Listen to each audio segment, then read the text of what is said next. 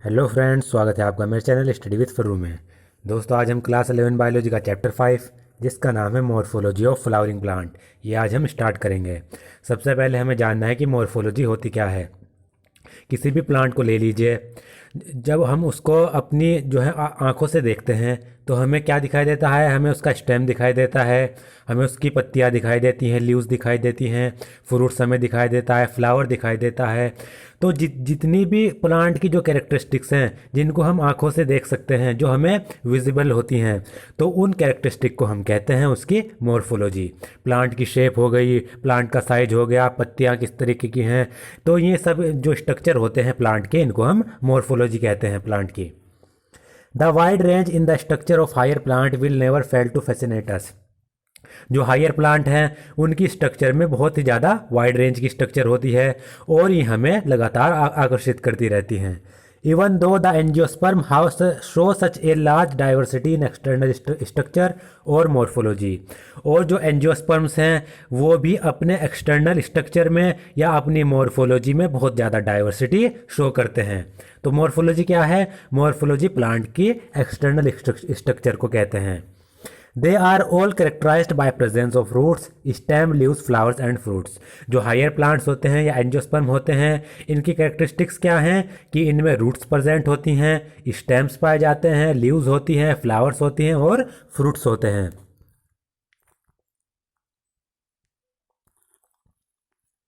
In chapter 2 and 3, we talked about classification of plants based on morphological and other characteristics. Chapter second और chapter third में हमने क्या पढ़ा था? हमने प्लांट्स के क्लासिफिकेशन के बारे में जो है पढ़ा था। किसके आधार पर? उनकी मॉर्फोलॉजी और उनकी दूसरे कैरेक्टरिस्टिक्स के आधार पर। For any successful attempt of classification and at understanding any higher plant, अगर हमें जो क्लासिफिकेशन है वो सही तरीके से करना है, उसको सक्सेसफुल अटैम्प्ट करना है क्लासिफिकेशन का, और जो हायर प्लांट है हमें उनको अच्छी तरीके से समझना है, उनकी अंडरस्टैंडिंग भी हमें अच्छी तरीके से होनी चाहिए, तो उसके लिए हमें we need to know standard technical terms and standard definition.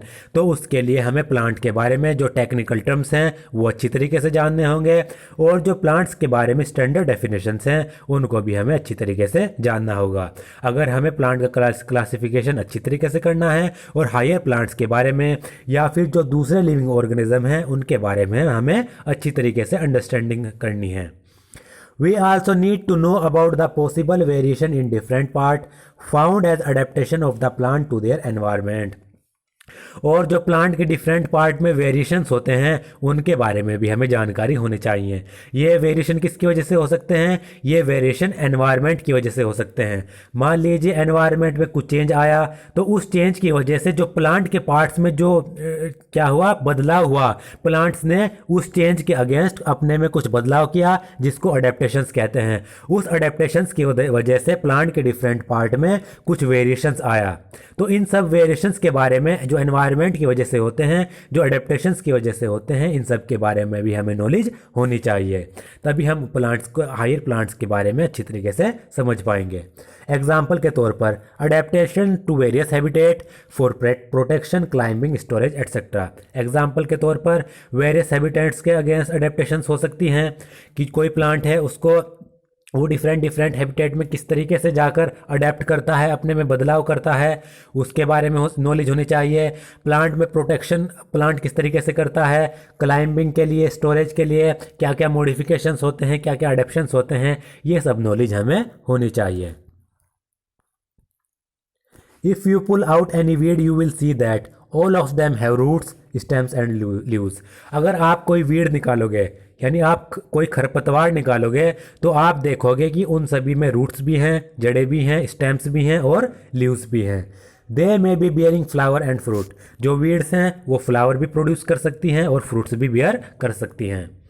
The underground part of the flowering plant is the root system, while the portion above the ground forms the shoot system. किसी भी flowering part का या higher plant हो गया, उसका जो underground वाला portion होता है उसको रूट सिस्टम कहते हैं। फ्लावरिंग प्लांट का जो ज़मीन के नीचे वाला पोर्शन है वो रूट सिस्टम को फॉर्म करता है, और ज़मीन से ऊपर वाला जो पोर्शन होता है वो शूट सिस्टम को फॉर्म करता है। तो सबसे पहला टॉपिक है root. In majority of the dicotyledonous plant, the direct elongation of the radicle leads to the formation of primary root which grow inside the soil. ज़्यादातर जो डाइकोट प्लांट होते हैं उनमें जो रेडिकल है वो डायरेक्ट इलोंगेशन करता है।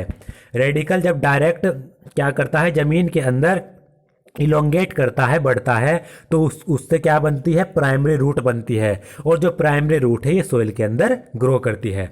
अब ये रेडिकल और क्या होते हैं, सबसे पहले हम क्या करते हैं, सीड को हमने सीड सो कर दिया, सीड क्या करेगा, फिर जर्मिनेट करेगा। तो सबसे पहले सीड में दो पार्ट होते हैं, सीड में दो पार्ट होंगे, एक होगा रेडिकल, दूसरा होगा प्लूम्यूल। तो जो रेडिकल होगा वो जमीन के नीचे की ओर ग्रो करेगा, रेडिकल जमीन के नीचे की ओर ग्रो करेगा और इससे रूट का फॉर्मेशन होता है। दूसरा होता है ओपनिंग प्लूम्यूल। सीड जर्मिनेट करने पर जो दूसरी ओपनिंग होती है वो होती है प्लूम्यूल। प्लूम्यूल क्या करता है, ऊपर की तरफ ग्रो करता है और ये क्या बनाता है, ये ग्रो करने के बाद स्टेम बनाता है। रेडिकल नीचे की तरफ ग्रो करेगा जमीन के अंदर, ये रूट बनाएगा। प्लूम्यूल ऊपर की तरफ ग्रो करेगा और ये क्या बनाएगा, स्टेम बनाएगा। तो यही इसमें कहा गया है कि जो ज़्यादातर डाइकोट प्लांट होते हैं उसमें जो रेडिकल का डायरेक्ट इलोंगेशन होता है सोइल के अंदर, वो क्या बनाता है, वो प्राइमरी रूट बनाता है। It bears lateral roots of several order that are referred to as secondary, tertiary या आगे क्वार्टनरी रूट्स। जो उसके बाद क्या होता है, जो प्राइमरी रूट बन गई, प्राइमरी रूट पर आगे क्या होता है, उसकी साइड में, प्राइमरी रूट की साइड में कुछ लेटरल रूट्स आ जाती हैं जिनको हम सेकेंडरी या टर्शरी रूट्स कहते हैं। सबसे पहले क्या हुआ, जमीन के अंदर ये प्राइमरी रूट्स का फॉर्मेशन हो गया, उसके बाद इस पर साइड में कुछ रूट्स आ जाती हैं जिनको हम सेकेंडरी या टर्शरी रूट्स कहते हैं। The primary roots and its branches constitute the tap root system as seen in the mustard plant. जो प्राइमरी रूट होती हैं और उसकी जो ब्रांचेज होती हैं, लेटरल रूट्स होती हैं, वो क्या बनाती हैं, वो टैप रूट सिस्टम बनाती हैं, जैसा कि आप मस्टर्ड प्लांट में देखते हो। तो इसमें इंपॉर्टेंट क्या है, इसमें इंपॉर्टेंट है इनके एग्जाम्पल, जो मस्टर्ड प्लांट है उनमें टैप रूट सिस्टम पाया जाता है। इसका हम डायग्राम भी देख लेते हैं। सबसे पहले हम इसकी फ्लावरिंग प्लांट्स के पार्ट देख लेते हैं, parts of a flowering plant. Root से शुरू करते हैं, ये आप देख रहे हैं, ये होती है प्राइमरी रूट। इसके बाद प्राइमरी रूट पे ये साइड में लेटरल रूट्स आ जाती हैं, तो ये क्या बनाती हैं, ये सेकेंडरी रूट होती हैं। ये प्राइमरी रूट और फिर ये आ गई सेकेंडरी रूट, और ये पूरा का पूरा फॉर्म करता है रूट सिस्टम। अगर हम शूट सिस्टम की बात करें, ग्राउंड है, ग्राउंड के ऊपर वाला पोर्शन शूट सिस्टम कहलाता है। ये इसमें फ्लावर होता है, फ्रूट होता है, ये स्टेम हो गया, ये लीफ हो गई और ये बड हो गई। बड से क्या बनती है, फिर लीफ अराइज होती है, लीफ बनती है। अब इसमें दो इंपॉर्टेंट है, नोड और इंटरनोड। नोड क्या होती है, नोड वह वाला पोर्शन होता है जहाँ से लीफ निकलती है। एक लीफ यहाँ से निकली, एक ये लीफ यहाँ से निकल गई, ये भी नोड है। और दो नोड के बीच का जो पोर्शन होता है उसको हम इंटरनोड कहते हैं। जैसे कि ये आप देख सकते हैं, ये एक नोड है, यहाँ से लीफ निकल गई, ये एक नोड है, यहाँ से एक लीफ निकल गई। इस नोड और इस नोड के बीच का जो पोर्शन है वो इंटरनोड कहलाता है।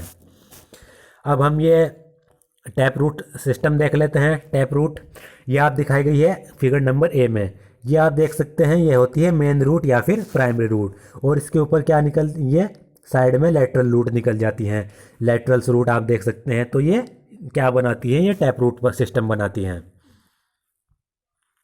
और इसका एग्जाम्पल है मस्टर्ड प्लांट।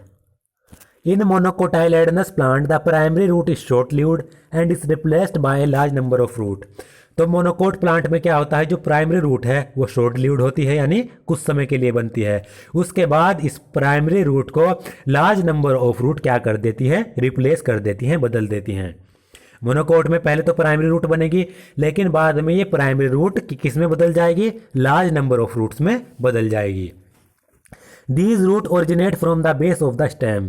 जो लार्ज नंबर ऑफ रूट्स होती हैं ये स्टेम के बेस से ओरिजिनेट होती हैं, अराइज होती हैं, and constitute the fibrous root system as seen in the wheat plant. और ये large number of root fibrous root system को कॉन्स्टिट्यूएंट करती हैं, जैसा कि हमने व्हीट प्लांट में देखा है। व्हीट प्लांट में फाइब्रस रूट सिस्टम पाई जाती है, इंपॉर्टेंट है नीट के लिए। ये आप देख सकते हैं फाइब्रस रूट सिस्टम। सबसे पहले क्या बनता है, व्हीट प्लांट में एक टैप रूट बनेगी, मतलब प्राइमरी रूट बनेगी। उसके बाद इस प्राइमरी रूट को लार्ज नंबर ऑफ रूट्स क्या कर देती हैं, रिप्लेस कर देती हैं, जैसा कि आप देख सकते हैं स्टेम के बेस से अराइज होती हैं लार्ज नंबर ऑफ रूट्स, और ये कॉन्स्टिट्यूट होकर फाइब्रस रूट सिस्टम बनाती हैं। Example, wheat plant. In some plant like grass, monstera and the banyan tree, roots arise from parts of the plant other than the radicle and are called adventitious root. तो सबसे पहले हमें देखना है कि adventitious roots क्या होती हैं। एडवेंटिशियस रूट्स वे होती हैं जो रेडिकल के अलावा प्लांट के दूसरे पार्ट से ओरिजिनेट होती है। यानी एडवेंटिशियस रूट रेडिकल से नहीं निकलेगी, बल्कि प्लांट के जो दूसरे पार्ट्स हैं वहां से वो ओरिजिनेट होगी, वहां से अराइज होगी। इन रूट्स को हम एडवेंटिशियस रूट्स कहते हैं। इनके एग्जाम्पल है, ग्रास में एडवेंटिशियस रूट्स होती है, मोस्टेरा और बनियन ट्री में भी एडवेंटिशियस रूट अराइज होती है। ये आप देख सकते हैं, जो ये एडवेंटिशियस रूट्स निकल रही हैं ये रेडिकल के अलावा दूसरे जो प्लांट पार्ट हैं वहां से निकल रही हैं। The main function of the root system are absorption of water and minerals from the soil. जो रूट सिस्टम का मेन फंक्शन होता है वो क्या है कि सोइल से वो वाटर और मिनरल को अब्जॉर्ब करते हैं। रूट सोइल से वाटर और मिनरल को अब्जॉर्ब करेगी, providing a proper anchorage to the plant part, और प्लांट पार्ट को सपोर्ट प्रोवाइड कराएगी। स्टोर रिजर्व फूड मटेरियल को स्टोर करके रखेगी। And synthesis of plant growth regulator, और रूट में प्लांट ग्रोथ रेगुलेटर्स भी सिंथेसाइज होते हैं। ये इसके कुछ मेन फंक्शंस हैं।